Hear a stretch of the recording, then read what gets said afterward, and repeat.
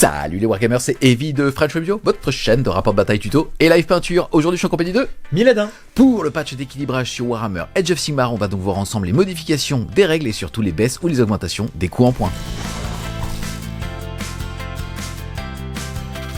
Miladin qui était donc avec nous au championnat du monde à Atlanta en solo organisé par Game Workshop, qui a aussi fait un rapport de bataille avec les nains du chaos contre Sam de Squigard et qui là revient avec nous pour vous présenter donc les nouveautés sur Warhammer Age of Sigmar et son équilibrage.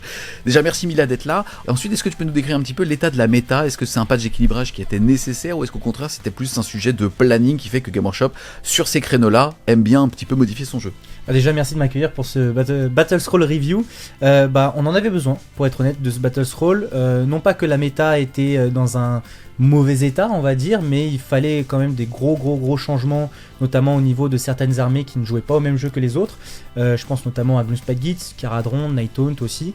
Et puis il y a toujours besoin d'un Battle Scroll pour renouveler un peu ce qui se passe au niveau du jeu. Il fallait aussi clarifier certaines choses au niveau des obscurants, voir qui devrait être véritablement éligible à cette règle-là, sans pour autant trop taper sur les gens qui ne seraient plus éligibles. Pour expliquer un petit peu ce que tu dis, c'était une nouveauté qu'il y a eu dans la nouvelle saison, c'est le fait de pouvoir utiliser un site de pouvoir pour rendre par exemple un objectif occultant.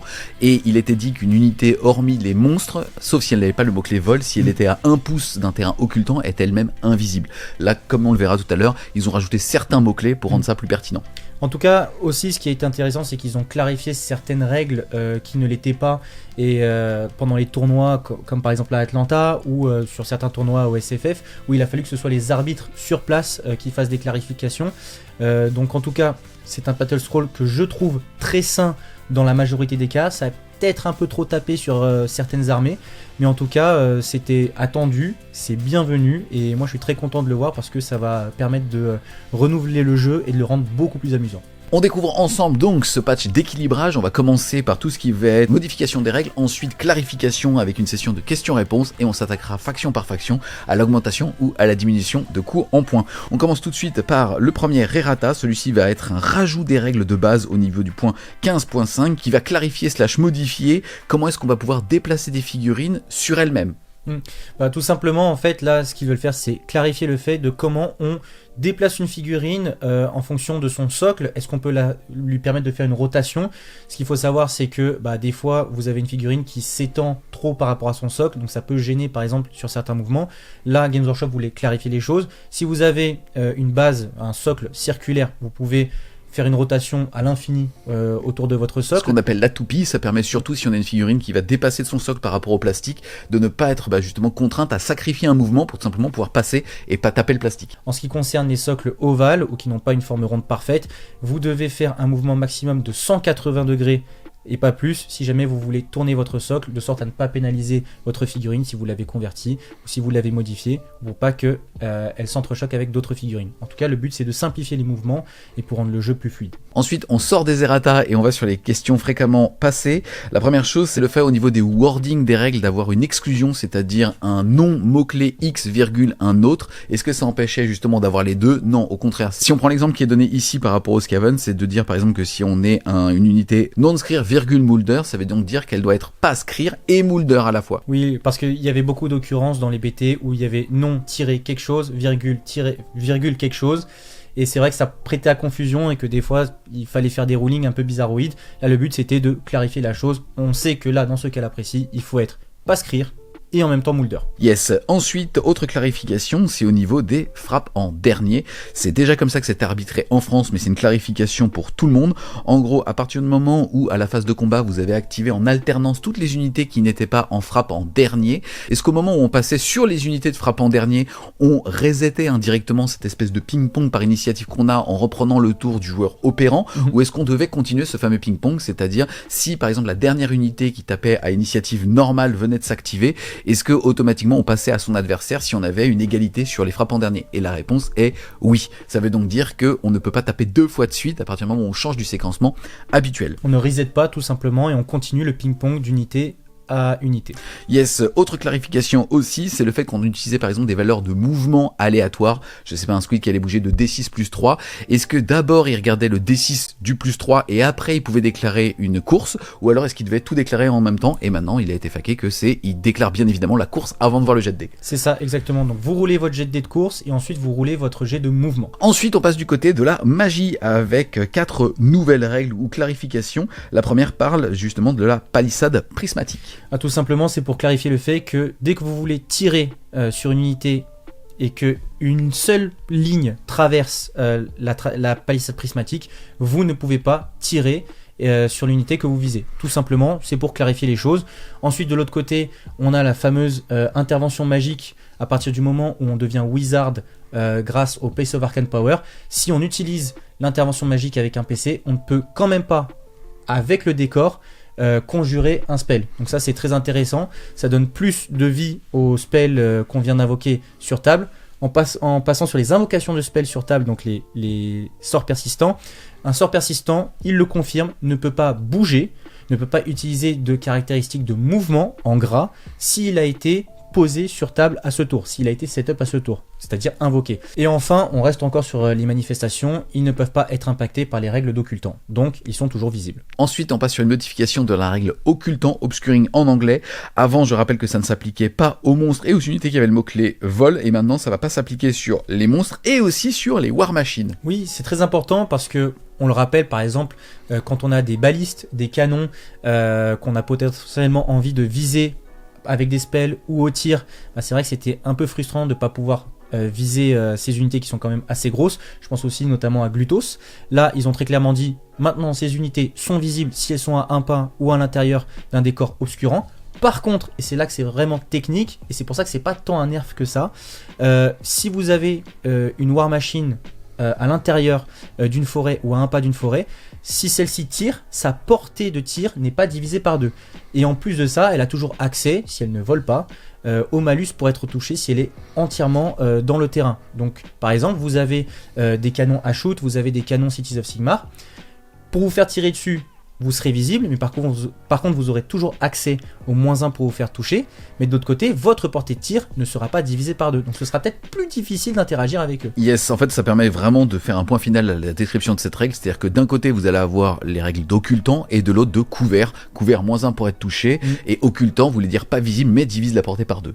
Donc comme tu l'as dit, c'est pas nécessairement un nerf, tu seras visible donc on pourra te tirer dessus, mais tu vas retrouver la puissance entre guillemets de ton tir. Et ensuite, dernier errata des règles génériques, c'est est-ce qu'un héros qui activerait une place de pouvoir pouvait utiliser à la fois et un bannissement et une conjuration, c'est-à-dire à la fois potentiellement contrer un sort et surtout retirer un sort persistant. Là, ils le disent très clairement, c'est non.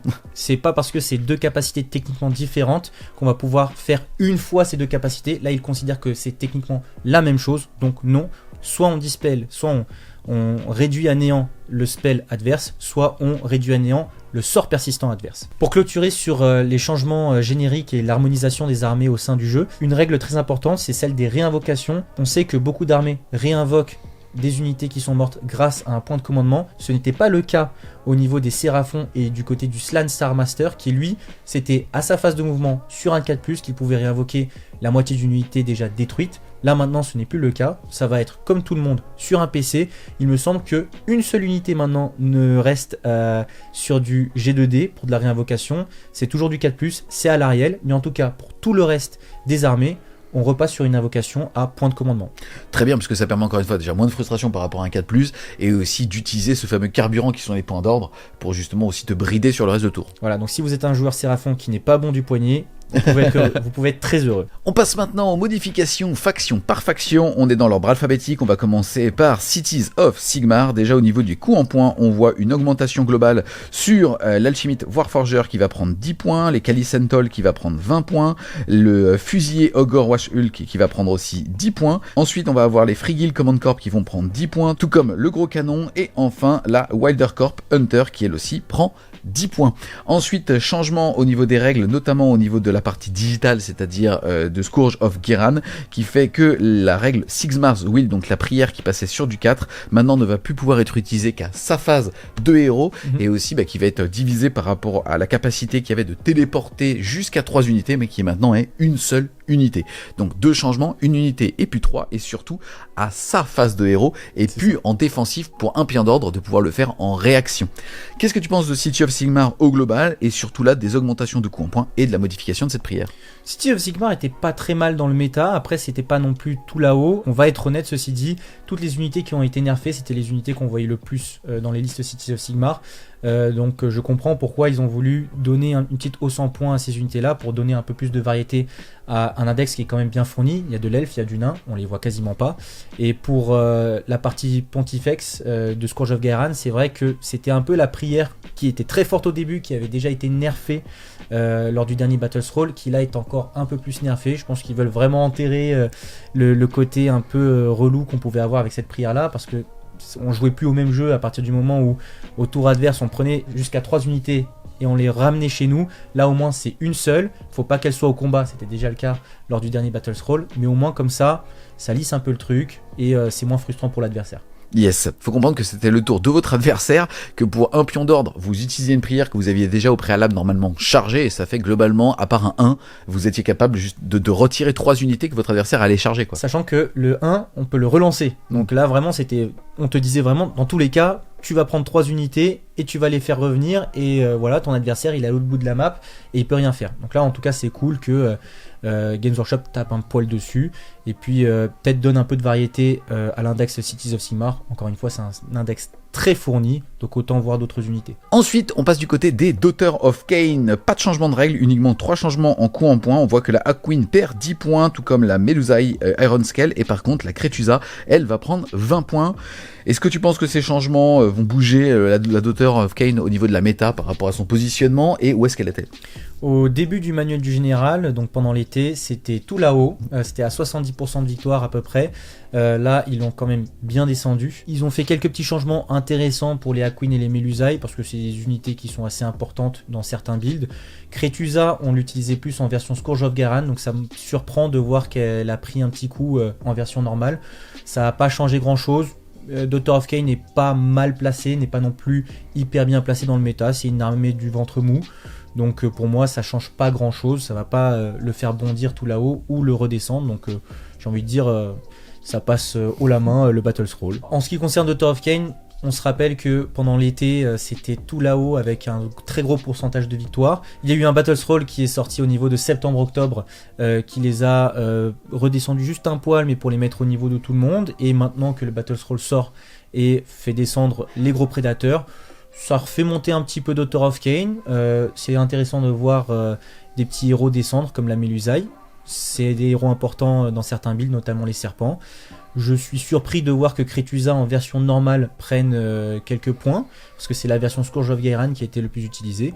Maintenant, pour moi, ça change pas grand chose. Je pense que c'est un Battle Scroll plutôt positif pour Daughter of Khaine, donc très content. Ok. Ensuite, on voit une énorme augmentation de coups en points des monstres au sein des Fire Slayer.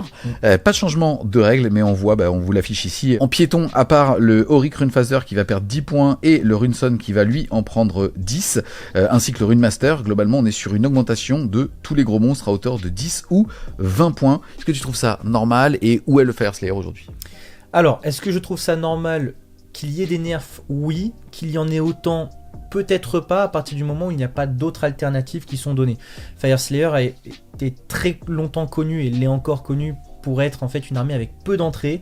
Donc dès que c'est fort, ça l'est peut-être un peu trop, et dès que c'est un peu nerfé, ça l'est peut-être aussi un peu trop. Là, à mon avis, c'est le cas, parce qu'aucune alternative n'est donnée. Il n'y a peut-être pas de baisse sur l'infanterie. On sait en ce moment que Fire Slayer, le truc qui marchait le plus, c'était soit la full gros, soit beaucoup de gros monstres avec un peu d'infanterie derrière. Là, le problème, c'est qu'ils ont tapé sur les gros monstres, sur les battle formations qui permettent justement de mieux jouer les monstres, aussi sur un artefact. Donc en fait là la liste devient très compliquée à jouer, en tout cas le build devient très compliqué à jouer. Ça va potentiellement enlever le dernier monstre qu'on rentrait, ou la dernière petite unité de cordon, qui fait que maintenant ça devient un peu compliqué pour le Fire Slayer non seulement déjà de donner les mêmes résultats qu'avant, mais surtout de donner des résultats peut-être potables, en gros tournoi en tout cas. Après ça reste toujours intéressant dans des games un peu casus, parce que ça reste des figurines charismatiques, mais c'est un peu dommage qu'il n'y ait pas d'alternative justement à ce gros coup de marteau sur les petits nains tout roux. Ensuite, on passe du côté des Idonettes Deepkin. Là, on voit que des baisses de coups en point, notamment au niveau du Soul Scryer, au niveau du Soul Ledger, au niveau ensuite des Akelian, Ishengard, aussi qui vont eux perdre 10 points, tout comme l'unité de Thrall de Ghyran, qui était déjà super intéressante, parce qu'elle permettait de bouger après avoir tapé. Je trouve que Idonette est l'un des grands gagnants de ce Battle Scroll. Déjà, il n'y a pas de hausse en coups en point, et Idonette était très bien placé en vrai, notamment en jeu en équipe dans le méta.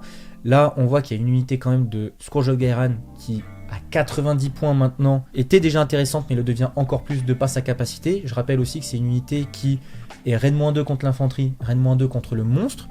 Donc là, ça commence à être de base un très bon cordon, ou alors une très bonne composante d'un centre d'armée que tu vas pouvoir faire tout droit sur l'armée adverse. En vrai, je trouve que Idonette va peut-être être placé dans le haut du métal en ce moment. Et il faut rappeler aussi qu'au niveau des changements de règles, ils ont clarifié le fait que les tentacules, donc les tendrils, étaient des manifestations séparées de la grosse bébête, ce qui fait que elle rajoute des bonus pour l'adversaire en ce qui concerne la conjuration de la grosse bébête. Pour expliquer un petit peu, pour rééquilibrer un petit peu le jeu, si on commence à avoir un adversaire qui fait trop de sorts persistants, passer le premier sort persistant, donc à partir du moment où il y en aura 2 sur la table, vous allez avoir un bonus de +1 pour justement tenter de le bannir, c'est-à-dire d'équivaloir à sa valeur de lancement. Là, il y a jusqu'à 3 tentacules, plus la grosse bébête, ça veut dire que vous allez avoir un bonus de +3 si le mec s'amuse justement à faire pop trop de tentacules. C'est ça, donc ça donne du coup un certain avantage à l'adversaire Idonette de dissiper la grosse bébête du côté des abyssaux, ce qui fait que ce Endless Spell là est beaucoup moins invincible. C'est vrai qu'il est très gênant pour les adversaires du joueur Idonette. Maintenant, encore une fois, quand on repasse à la baisse des coups de poing, moi je trouve que Idonette est un des très très gros gagnants de ce Battle Scroll, et c'est tant mieux, on verra plus de poissons sur la table. Pourquoi pas. Ensuite, on passe du côté des Caradron Overlord. Là, malheureusement, on est sur une grosse augmentation de coups en point de beaucoup d'unités, à part pour l'unité de Ghyran qui sont les Code Right. Qu'est-ce que tu peux nous dire déjà de cette augmentation de coups en point et après des modifications qu'on va retrouver? C'est des augmentations de coups en point qui sont assez logiques. Caradron, c'était tout là-haut, et ça l'était depuis la sortie du Battle Tome cet été. Ils ont essayé de nerfer un petit peu ici et là en tapant sur certaines unités comme les Skywarden et compagnie. Malheureusement, ça n'a pas été assez. Et il faut dire que Caradron a resté dans le top du méta et était vraiment trop violent comparé au reste des armées. C'est un BT qui ne jouait pas au même jeu que les autres. Après, c'est vraiment au niveau des règles et des changements intrinsèques au niveau des War Scrolls et des armées de renom où c'est intéressant, parce que Caradron, ça jouait pas vraiment au même jeu, donc ils ont rééquilibré certains War Scrolls. Je pense notamment aux Skywarden, aux Von Grimm, Harponner et Salvagers. C'était important en fait que ces capacités qui sont très fortes, comme par exemple se barrer en fin de combat, bouger de D6 pendant le combat ou se donner des bonus de rend, maintenant ça devient du une fois par tour. Et on n'a pas forcément besoin d'avoir des spams en fait d'unités qui sont les mêmes et qui font exactement à chaque fois la même capacité 3 fois de suite. Donc c'est normal qu'on se retrouve avec ces modifications là. Au moins ça veut dire qu'on pourra avoir plus de variété dans les armées Caradron, et ça c'est cool. Et pareil pour l'armée de renom Magnet Screw. On avait une règle qui était un peu bizarroïde dans sa simplicité. C'était le fait que tu pouvais choper jusqu'à D3 unités de Skyfarers, donc des unités qui volent d'infanterie, et on leur doublait tout simplement leurs caractéristiques de mouvement. C'était vraiment trop fort, parce que du coup on se retrouvait avec une armée qui bouge de 24, qui tire, qui charge, et en fait on pouvait juste rien faire contre, et ce dès le T1. Là ils ont modifié la règle, ils disent juste qu'on peut choper 2 unités et on va leur donner la possibilité de charger même s'ils ont couru. C'est une modification intéressante parce que il y a quand même quelque chose à faire avec cette armée de renom. Cependant, c'est beaucoup moins tout droit que d'habitude.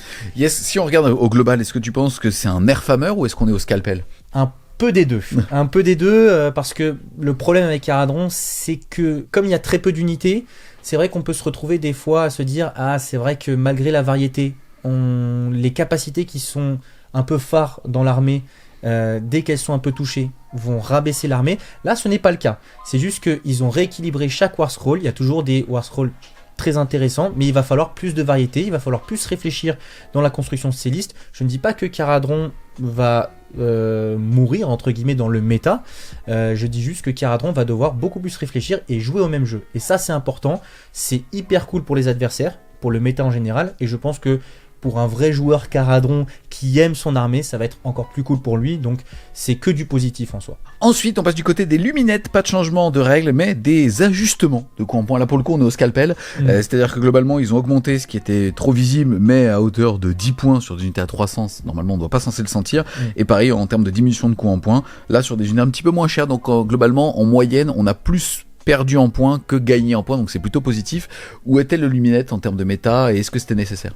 Il était bien placé, c'était pas non plus dans le ventre mou, mais c'était pas non plus dans les trucs que tu voyais vraiment surperformer en tournoi. En fait, c'était ce genre d'armée qui, bien joué par un joueur connaisseur, qui déroule sa partition comme un musicien, arrivait à faire de très bons résultats. C'est une armée de connaisseurs en ce moment, et c'est cool. C'est vrai que Light of Eltarion version Scourge of Gairan, Elania Illator, ce sont des unités qui sont très fortes pour leur coup en point, en tout cas à l'époque, avant le Battle Scroll. C'est normal qu'il y ait des petits ajustements ici et là, et c'est normal qu'il y ait des baisses un peu ailleurs, notamment sur les Wind Chargers. On en voit beaucoup moins. C'est cool. Luminette reste une armée intéressante à jouer et très technique. Donc à voir ce que les musiciens elfes vont nous donner là pendant les prochaines semaines. Ensuite, on passe du côté des Séraphons avec globalement soit pas de changement, soit diminution de coups en points, sauf pour les Raptalon Chargers qui eux ont pris que 10 points et quelques modifications aussi au niveau du contenu téléchargeable. Yes, alors du côté des Sunblood Pack qui étaient très en vogue en ce moment parce que ça a enlevé certains dégâts sur les unités Saurus, il me semble, autour d'eux. Maintenant, en fait, leur petite capacité qui permet de mettre des blessures mortelles, c'est que une fois par tour, c'est bien, ça permet justement de clarifier certaines choses et de pas avoir à chaque fois des unités par-ci par-là qui font à chaque fois la même capacité, donc c'est cool. Et aussi très important, on voit que Games Workshop veut réajuster les règles de réinvocation dans toutes les armées du jeu.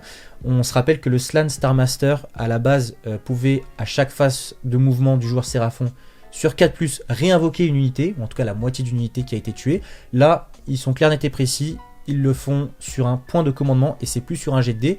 C'est moins frustrant pour le Séraphon qui est pas bon du poignet, c'est moins frustrant pour l'adversaire du Séraphon qui lui est bon du poignet, et puis au moins c'est clair, net et précis. À chaque fois qu'on va vouloir réinvoquer une unité dans presque tous les BT, ça va être sur un point de commandement en phase de mouvement. Basta, c'est cool, ça permet de jouer tous au même jeu. Pour clôturer sur le Séraphon, ça reste une armée qui fait partie du ventre mou, elle est un poil bas dans la majorité des cas. Cependant, comme avec toutes les armées, si vous êtes un passionné et que vous entraînez vraiment beaucoup sur cette armée, bah en vrai vous pouvez faire quelque chose avec ces petits lézards. J'ai déjà vu quelques beaux tournoyeurs faire des résultats assez intéressants avec du Séraphon, donc franchement allez-y, ça ne baisse pas pour autant. Ça monte peut-être un poil du fait que de gros prédateurs descendent, donc franchement c'est le moment de tenter le tout pour le tout. Ensuite on passe du côté des humains, enfin en tout cas des Stormcast éternels. On voit ici beaucoup d'unités qui n'étaient pas trop jouées qui vont perdre en points. La seule augmentation qu'on va avoir c'est sur les Chocobos, c'est-à-dire les Vanguard Palador avec Javelot qui eux vont prendre 10, c'est une unité qui faisait du yo-yo. Pas de modification de règles au niveau du Stormcast. Où est-ce que c'était le Stormcast et où est-ce que tu penses que ça va être ? Alors dans la majorité des cas et souvent en équipe, là, depuis quelques mois, le Stormcast est très très haut, fait de très très bonnes performances, mais utilisé à bon escient. C'est une armée qu'il faut savoir très bien jouer, c'est très technique, vous avez beaucoup d'unités séparées, avec beaucoup de téléportation, il faut savoir quand envoyer vos unités, qui sont très souvent différentes, mais au moins très charismatiques. Il faut savoir les envoyer au bon moment sur votre adversaire, parce que dès que vous faites un mauvais mouvement, c'est vrai que des fois ça pouvait tout faire capoter, donc utilisé par des bons joueurs. C'est vrai qu'en tournoi, moi j'ai vu beaucoup de Stormcast faire de très très bons résultats. Là, du fait que beaucoup de prédateurs descendent, Stormcast à mon avis va être l'une des armées du top méta pour les prochains mois, sachant que Bastian Kartalos, qui est une très bonne unité, a été baissé de 10 points. Ça va pas avoir beaucoup de conséquences sur les changements de liste, c'est juste que là on a une unité qui en soi est très forte et qui bizarrement est baissée. Donc moi je dis à tous les joueurs Stormcast, même si vous êtes les pires ennemis de Nagash, c'est votre moment les gars. Ensuite on passe du côté des Sylvanettes avec globalement une énorme diminution de coût en points. C'est une armée qui fait beaucoup de yo-yo, qui est très souvent dans le ventre mou, qu'il faut savoir bien utiliser parce que c'est une armée d'élite, on va être honnête. Il y a beaucoup de baisses en coût en points, notamment des Revenant Seekers. Pas en version Scourge of Gairan mais en version normale, donc c'est très intéressant. On a aussi les Kurnoth en version épée qui baissent aussi. Là où c'est plutôt sympathique, c'est qu'ils ont harmonisé les distances d'invocation des 3 Endless Spells, donc c'est du entièrement à 12 et à plus de 9 pour les 2 premiers, et le Spiteworm's Hive qui lui va être invoqué entièrement à 18 du caster et à plus de 3 pas de toute unité ennemie. Là où il y a aussi une mise à jour intéressante, c'est au niveau du placement des forêts. Games Workshop veut être très clair, on ne peut pas bouger une figurine si on veut invoquer une forêt, il faut que les forêts soient invoquées autour des socles, on ne peut pas bouger ou modifier le positionnement d'un socle si c'est pour placer une forêt. Voilà, en tout cas ils veulent être clairs, vous ne bougez pas vos figurines quand vous placez vos socles, et ça c'est plutôt cool parce que des fois c'est vrai qu'après tu bouges une figurine, il y a un petit pouce en moins, un petit pouce en plus, un demi-pouce et compagnie qui peut changer une partie. Dans des grosses parties en tout cas, c'est vrai que ça pouvait être sujet à frustration. Et en plus au niveau de la cloque, c'est vrai que c'était compliqué. Donc voilà, au moins, vous êtes fixé, vous ne bougez pas de figurine quand vous posez vos forêts. Et en tout cas, voir ces petites baisses en points du côté de Sylvaneth, c'est vrai que c'est très intéressant parce que c'est une bonne armée. Bien utilisée, ça peut faire très mal. Mais c'est vrai que ça souffrait un peu de certains coups en points. Franchement, c'est un bon Battle Scroll pour Sylvaneth et c'est encourageant pour la suite. Ensuite, les amis, on passe du côté des Blade of Khorne. Et bah là, les joueurs du dieu du sang vont être très heureux parce que il y a beaucoup de baisses en points très intéressantes. Je pense notamment aux Blood Warriors, donc les guerriers de sang, qui passent en dessous des 200 points. Ça commence à être très intéressant. C'est une unité qui tank bien, qui tape bien. On a aussi les Blood Crushers qui baissent aussi, les Mighty Skull Crushers qui baissent. On a les Sanguinaires qui baissent et qui passent à la barre des 160. Et c'est là que peut-être on va atteindre un seuil critique où peut-être que le PV est vraiment cheap. Et là, on va pouvoir s'enjailler à sortir beaucoup de démons sur table.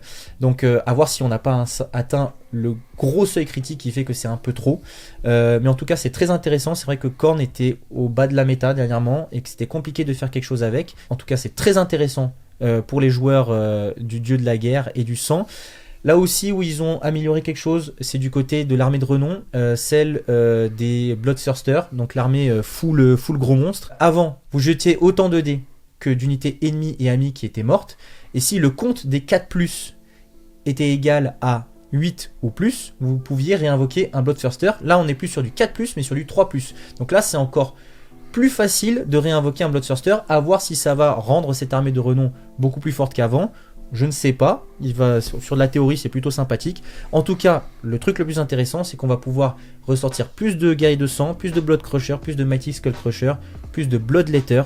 Et ça, je pense que c'est ce qui va faire monter Khorne dans le top du méta. Ah, tu penses qu'en fait ils vont pas passer par le ventre mou, ils étaient tout en bas, ils ont une vocation à directement monter à être 1? Je pense que surtout en équipe, peut-être pas en solo pour faire des 5-0 ou des 4-1, mais surtout en équipe, on va avoir de quoi faire des grosses armées qui vont être bien reloues à affronter et qui vont vraiment tout déboîter en face avec de la horde de démons ou de guerriers de Khorne. Donc franchement, je pense que Khorne revient sur le devant de la scène très clairement. Ouais. Ensuite, on change de dieu, on passe du côté des disciples de Tzeentch. Et bah écoute, en vrai, intéressant de voir ce que Games Workshop a fait parce que c'est pas du Nerfhammer, c'est une armée qu'on voyait très haut dans le méta, très souvent en équipe aussi. C'est une armée de spécialistes qu'il faut savoir bien jouer, bien ficeler. C'est vrai qu'en ce moment on voyait beaucoup de Tsangor sur table. Là ils leur ont donné une petite augmentation de 10 points. Pareil pour le Thaumaturge en version Scourge of Gairan qui est une unité très intéressante. Pareil, une petite hausse de 10 points. Ça fait que la majorité des grosses listes Tzeentch vont prendre une cinquantaine, soixantaine de points. Est-ce que ça va pour autant tuer l'armée? Je ne pense pas. Je pense que Tzeentch va rester au minimum dans les bonnes armées à jouer. Est-ce que ça va être top méta? Je pense que ça va les descendre du top méta. En tout cas, je suis content de voir que Games Workshop ne leur est pas tombé dessus. C'est du scalpel. Voilà, là on est sur du bon scalpel. À voir si ça va être assez pour les faire redescendre au niveau de tout le monde. Moi je pense que c'est le cas et il n'y a pas besoin de faire plus.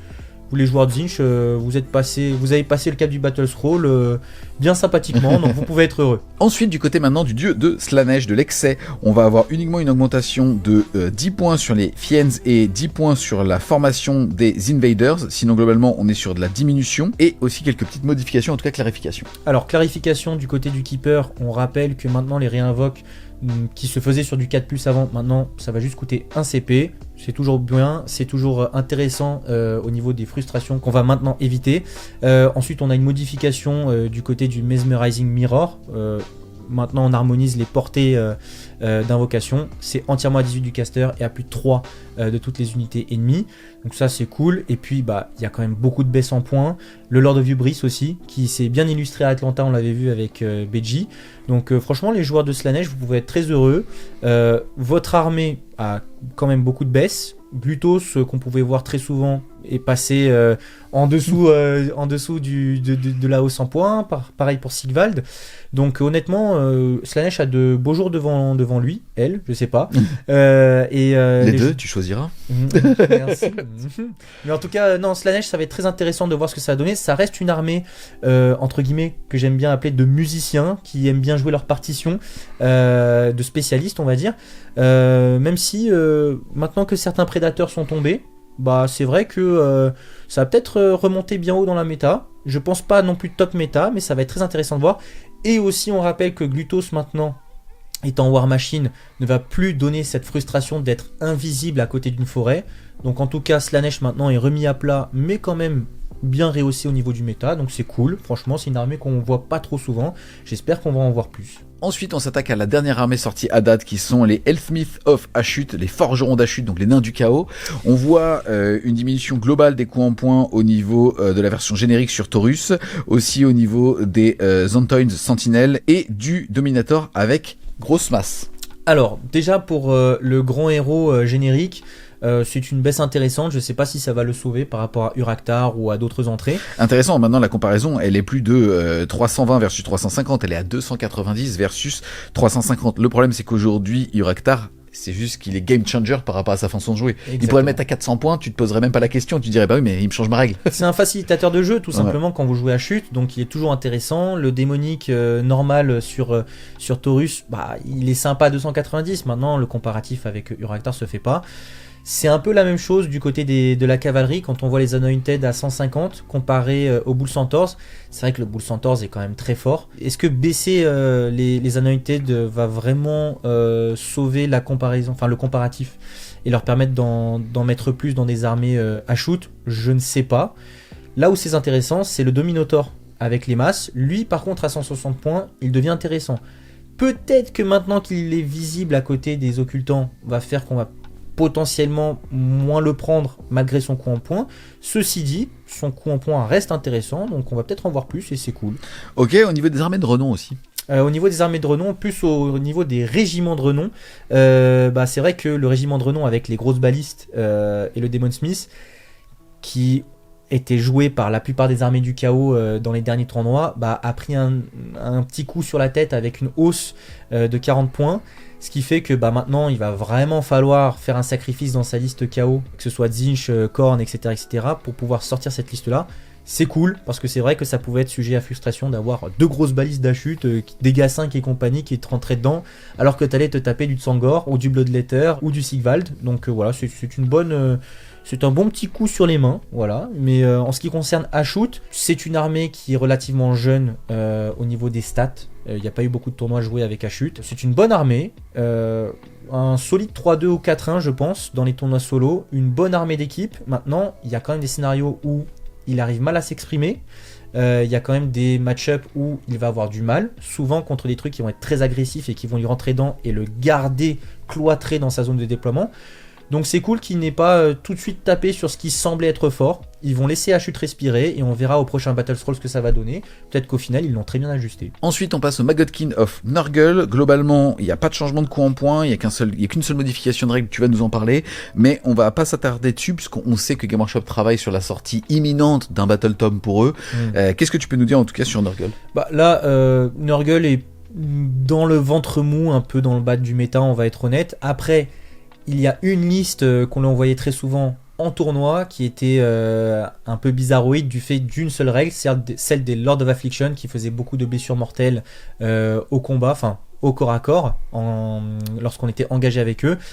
Le problème, c'est que c'était une fois pour chaque Lord of Affliction, donc ça pouvait monter à beaucoup de dégâts par tour. Là, ils ont nerfé le truc direct, ils ont dit maintenant, tant que le prochain BT ne sort pas, ça reste sur du once per turn, donc une fois par tour. Comme ça, le temps que le BT arrive, on va pas se retrouver avec des armées à frustration, avec 10 Lord of Affliction sur la table. Au moins, ça c'est fixé. Games Workshop a été très cool de mettre un petit coup sur cette règle-là, et au moins comme ça, on peut attendre le BT tranquillement.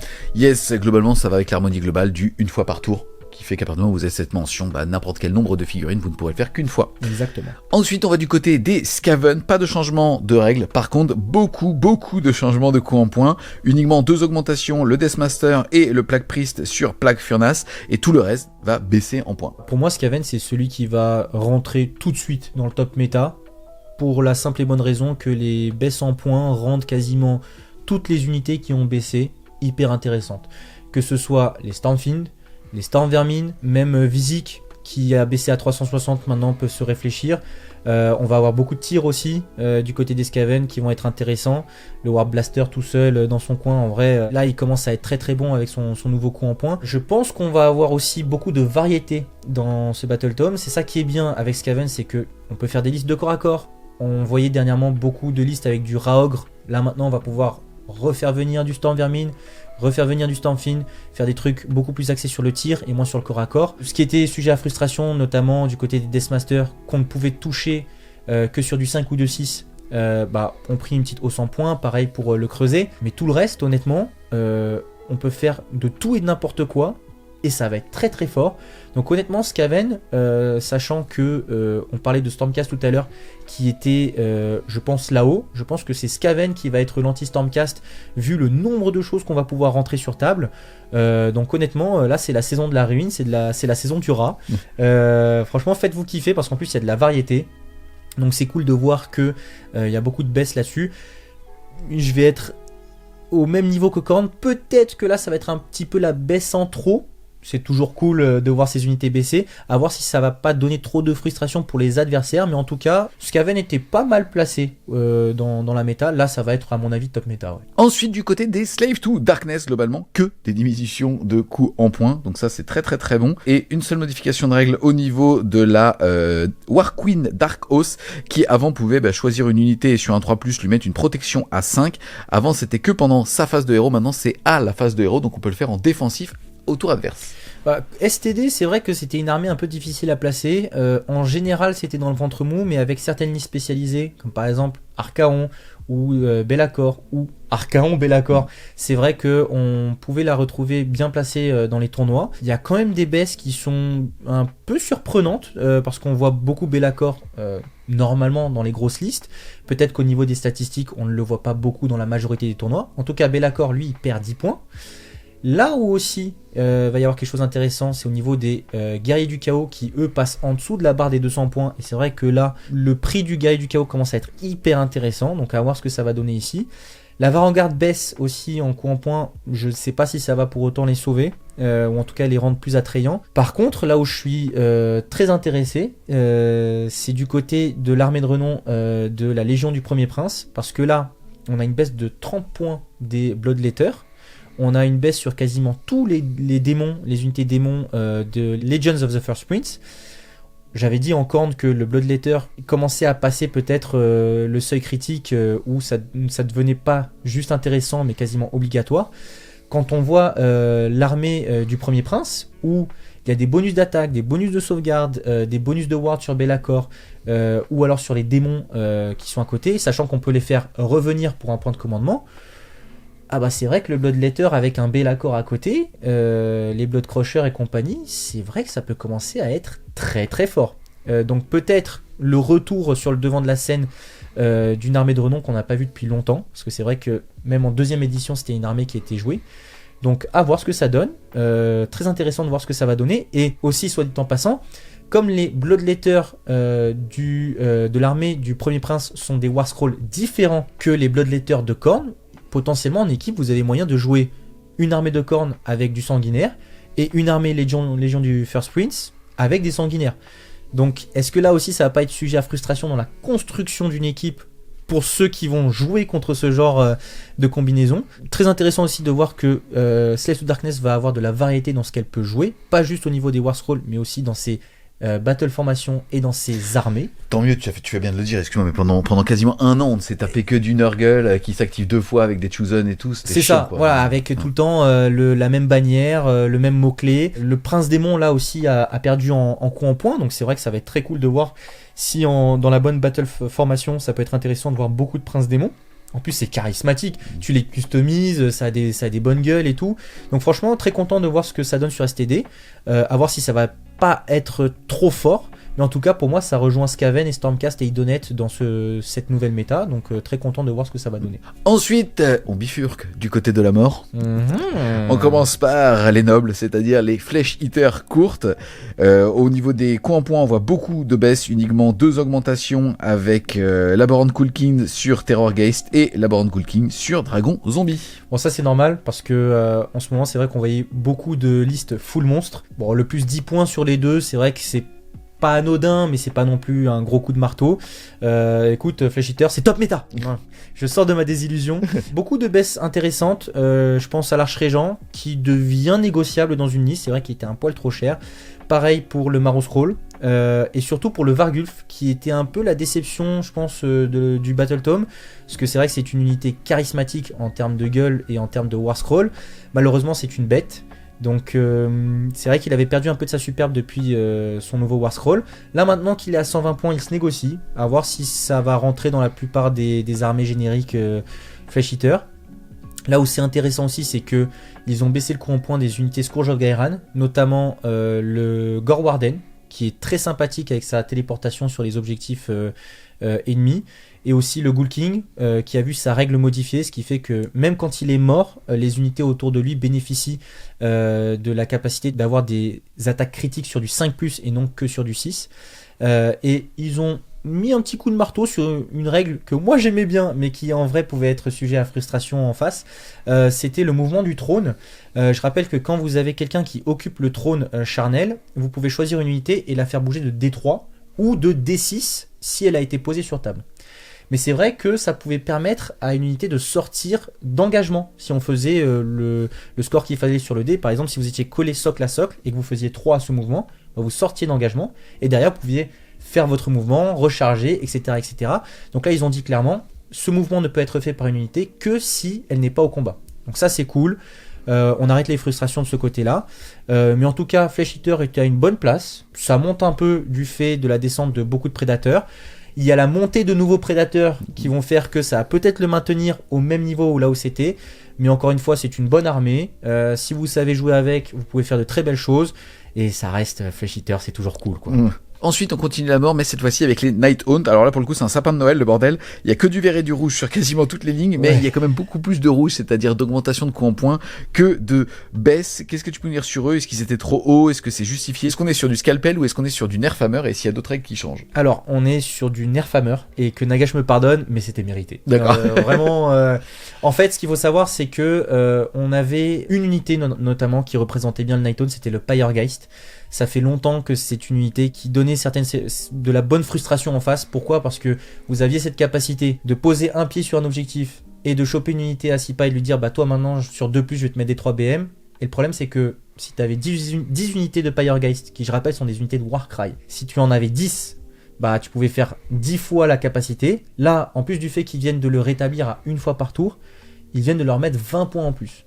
Et c'est pas fini, toutes les unités qui étaient intéressantes, même dans les soupes de Night Haunt, comme par exemple les Banshee, les Chain Rasp, les Craven Throne, le Scourge of Gairan Black Coach, ils ont tous pris au moins 10 points. Olinder, qui était auto-inclus dans la plupart des listes, elle a pris 20 points. Pareil pour le Krulgast, qui permettait d'ignorer les dégâts en zone. Lui-même, il a pris 10 points. Et toutes les unités qui ont été baissées en termes de points sont peut-être pas assez intéressantes, même malgré leur baisse, pour pouvoir regagner entre guillemets la place qui était le Nighthaunt dans le méta, c'est-à-dire une place de top méta, hein, on va le dire honnêtement. C'était une armée qui était obligatoire dans chaque équipe de 8. Donc à voir si ça va pas trop C'est quoi le positionnement? C'est-à-dire qu'on était sur une unité qui pouvait tanker, qui en plus de ça balançait pas mal de DPS.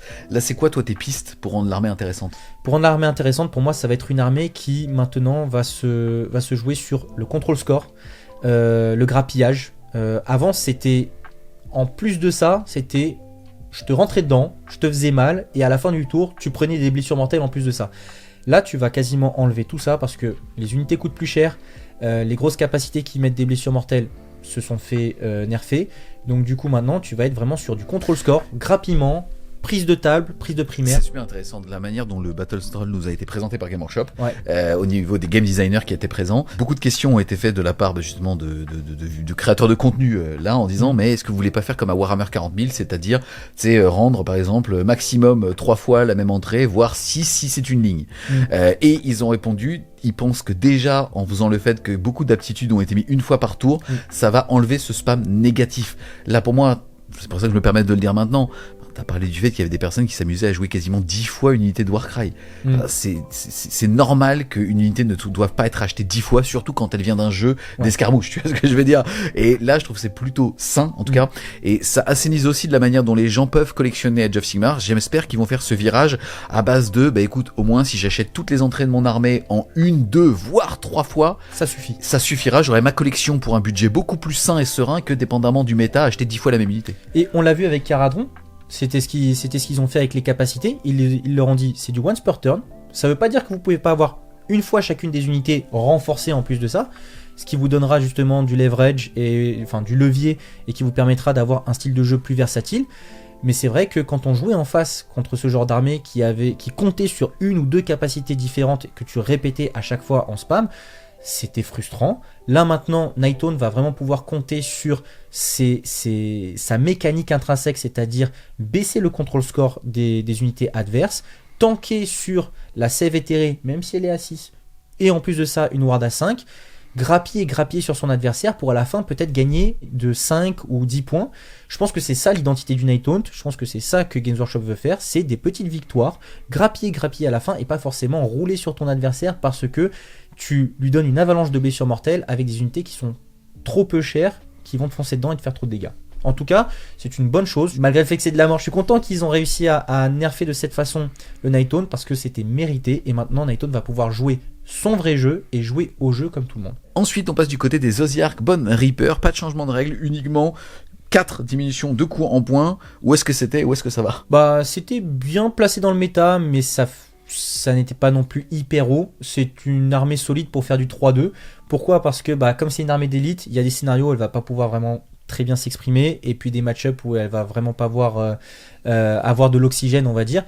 Donc du coup, dans les match-up où elle avait l'avantage, elle était très forte. Dans les match-up où elle avait un petit désavantage, elle coulait quand même assez rapidement.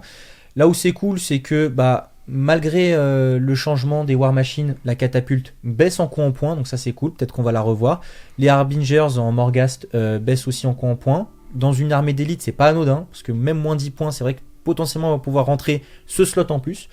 Les deux héros, le Bone Shaper, c'est toujours cool d'en avoir un. Ensuite, Vok Mortian, c'est vrai qu'il est peut-être pas assez séduisant malgré son prix pour pouvoir le rentrer.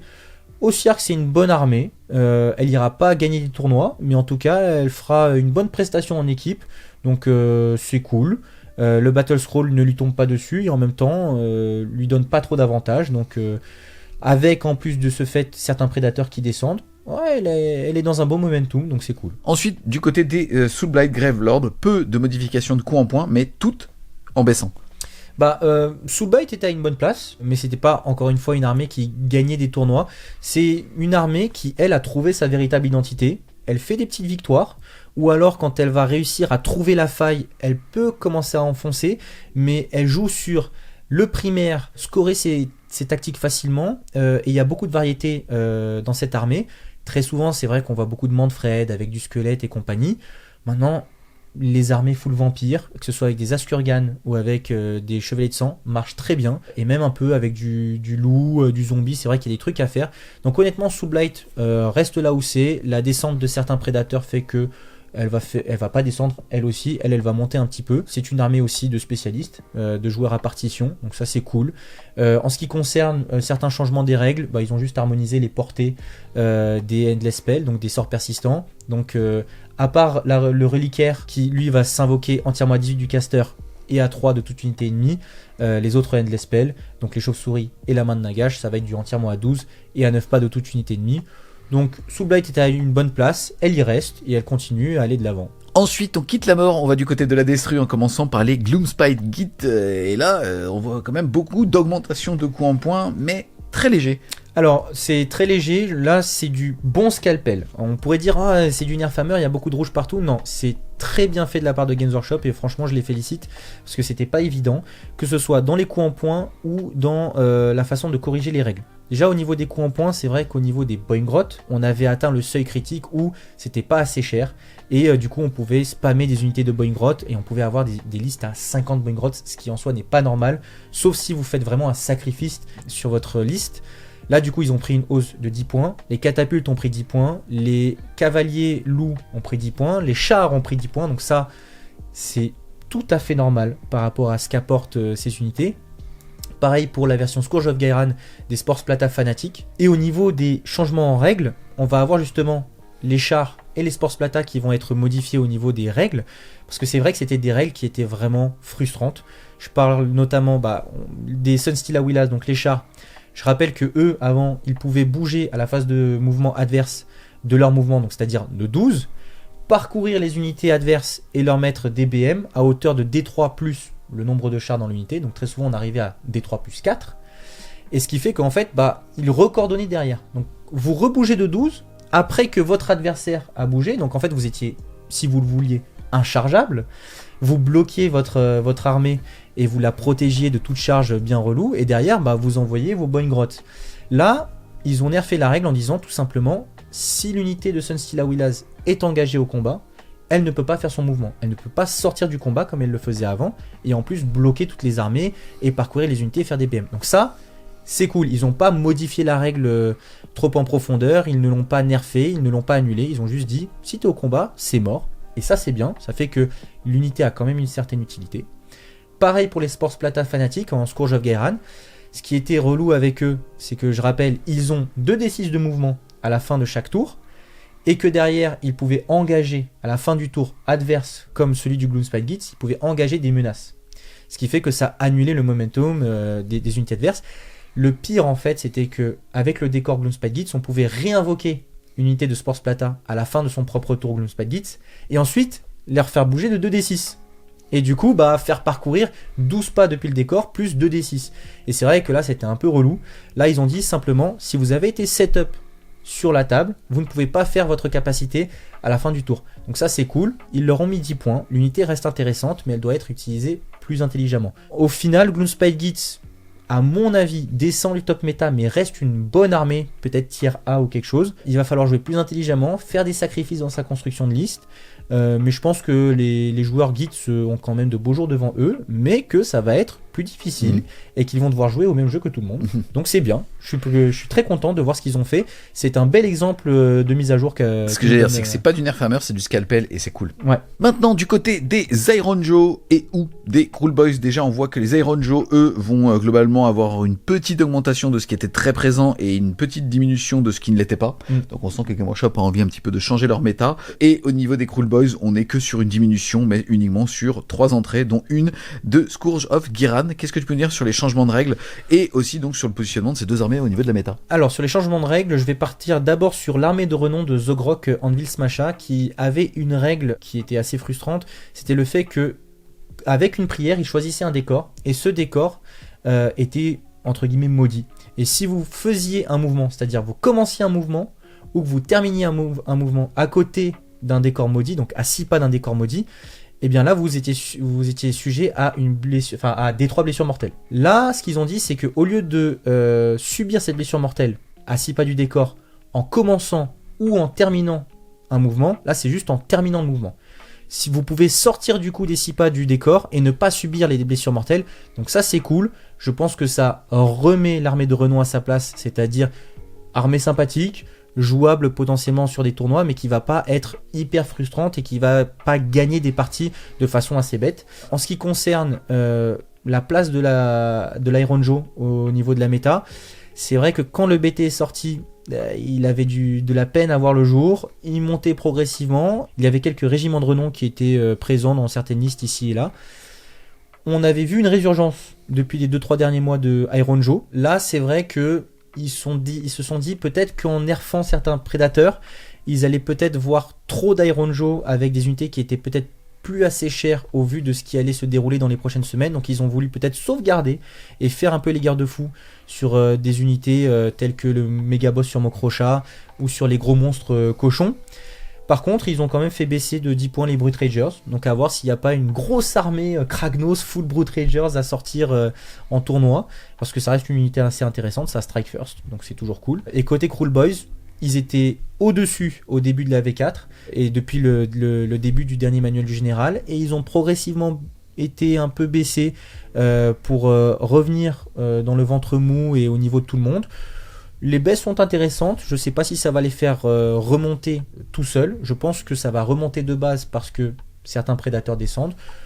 Les deux factions Rook sont pas extraordinaires, mais en tout cas elles sont très intéressantes et elles sont pas dans le bas de la méta, donc c'est cool de voir ce qu'ils ont fait, et à vous messieurs les Orook de nous faire kiffer. Et bah tout comme les personnes en surpoids qui aiment jouer Ogre. Ah ouais, bah oui. Là Ogre par contre c'est dégueulasse, hein. Ah là c'est ils ont maigri, hein. Ils ont maigri là-dessus, là ça a maigri. Là c'est très très cool, hein. On voit donc que quasiment toute la faction baisse. Bah voilà, en fait c'est binaire. Tout baisse, ils ont aussi modifié la façon de créer des régiments avec les héros comme le boucher, le firebelly et le slaughtermaster. Donc maintenant on va pouvoir entrer plus d'unités dans leur régiment. Alors le problème de l'ogre c'est quoi? C'est que soit c'est très bien pricé, mais du coup ça va vraiment dépendre de ce qui est fort et de ce qui ne l'est pas. Soit c'est trop cher et du coup c'est tout en bas, soit c'est pas assez cher et c'est tout en haut. Et alors justement c'était ma question, parce que là il y a quand même des unités qui font un petit peu peur. On se rappelle que la partie infanterie, on va sortir des gros monstres hein, qui elle était aussi binaire, c'était soit les 4 cavaliers de l'apocalypse, soit c'était très fort, soit c'était juste inexistant. Exactement. Et là par contre on voit que l'infanterie commence à vraiment baisser, enfin 220 points le pack de 6 gloutons, les Iron Blaster, les Iron Gut, enfin on est vraiment sur des unités qui ont énormément de points de vie. Hein. Ça fait du yo-yo depuis le début de la V4, ça fait du yo-yo, ça continue son yo-yo, ils essayent d'ajuster Ogre pour que ce soit assez fort pour que ce soit intéressant et amusant, mais pas trop fort pour que ce soit frustrant en face. En théorie, c'est bien. En pratique, à voir ce que ça va donner. Il faut voir ce que ça donne contre les grosses armées de corps à corps qui peuvent les alpha avant eux, parce qu'on sait que Ogre, ça peut aller très vite, course et charge et compagnie. Il y a une sous-faction, une battle formation de Scourge of Gairan qui est intéressante, qui sur du 3+, permet d'avoir un autre mouvement de charge que le mouvement de charge initial auquel tout le monde a accès. Donc à voir ce que ça va donner, c'est intéressant. Ogre n'est pas du tout oublié et c'est vrai qu'il passe un très bon battle scroll. Donc faites-vous kiffer les joueurs. Tu miserais dessus ou pas? Ou est-ce que tu penses qu'il passe justement ce stat check? Honnêtement, je sais pas. En théorie, c'est fort faisable. Tout va dépendre en fait de ce qu'il y a autour et des nouveaux prédateurs qui sont maintenant en vogue. Stormcast, Skaven, STD, Idonet. C'est ça à mon avis qui va dicter si l'Ogre est là-haut, en tier A ou alors dans le ventre mou. Et on va terminer avec les Sons of Behemoth, armée donc très élite, avec les plus gros monstres du jeu dedans, qui malheureusement n'a pas trouvé de position intéressante, mais j'ai l'impression qu'en fait ce que je dis c'est l'histoire des Sons of Behemoth dans Age of Sigmar, quelle que soit l'édition, ça a été soit très haut, soit quasi injouable, et malheureusement pour cette saison on est vraiment dans le côté injouable, et là on voit qu'il y a une diminution de coups en points aussi bien justement sur les méga gargantes de Ghiran, qui perdent quand même 20 points, on passe de 470 à 450, et aussi que les Man Crusher, donc les petits, passent en indépendant à 120 points pièce. Il faut voir si ça change quelque chose de passer à 120. Peut-être qu'on va pouvoir rentrer un petit géant en plus.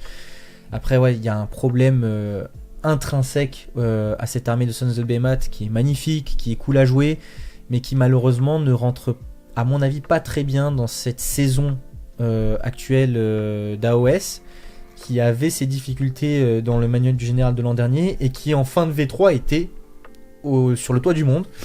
Donc c'est vrai qu'il leur manque peut-être un peu plus de customisation. On peut pas forcément demander plus d'unités parce que ça reste une armée de géants et on peut pas avoir 10 000 géants sur table. C'est cool d'avoir des réductions en points, je veux dire ça aurait été quand même scandaleux d'avoir des hausses. À voir ce que ça donne. Je tiens à dire ceci dit que en équipe, Sons of Behemoth peut être intéressant si bien joué, parce que ça reste une armée qui est gênante sur la prise d'objets.